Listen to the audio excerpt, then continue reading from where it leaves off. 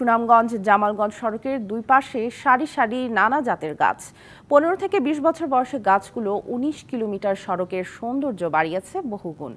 কিন্তু সামাজিক বনায়ন বিধির কথা বলে প্রায় 3000 গাছ কাটার দরপত্র আহ্বান করেছে বন বিভাগ। এই সিদ্ধান্তের প্রতিবাদে রাস্তায় নেমেছেন স্থানীয়রা। সবুজে মোড়া হাজারো গাছের ছায়ায় পথ চলেন পথচারী ও যানবাহনে চলাচলকারীরা। হাওরে উঠতে উঠতে ক্লান্ত পাখি আশ্রয় নেয় এসব গাছের ডালে। বর্ষায় হাওরের বড় ঢেউ থেকে সড়কটিকে যত্নে আগলে রাখে গাছগুলো। তবে সম্প্রতি এ গাছগুলো কেটে ফেলতে দরপত্র আহ্বান করেছে বন বিভাগ। স্থানীয়দের অভিযোগ, সামাজিক বনায়নের দোহাই দিয়ে গাছ কাটার উদ্যোগ নেওয়া হয়েছে। বন বিভাগের নির্দেশ আছে 35-40 বছরের আগে কোনো গাছ কাটা যাবে না এবং পারমিশন নিতে হবে। এই গাছগুলো কর্তন করার মতো উপযুক্ত হয় নাই।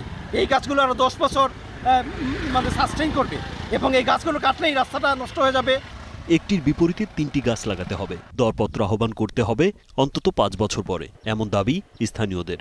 একেবারে 3000 গাছের মতো কর্তন করলে এখানের পরিবেশ এবং পরিস্থিতি খুবই খারাপ হবে। আমরা এর বিরোধিতা করছি যে এখানে কোনো অবস্থাতেই এই গাছগুলো আমরা কাটতে দেব না।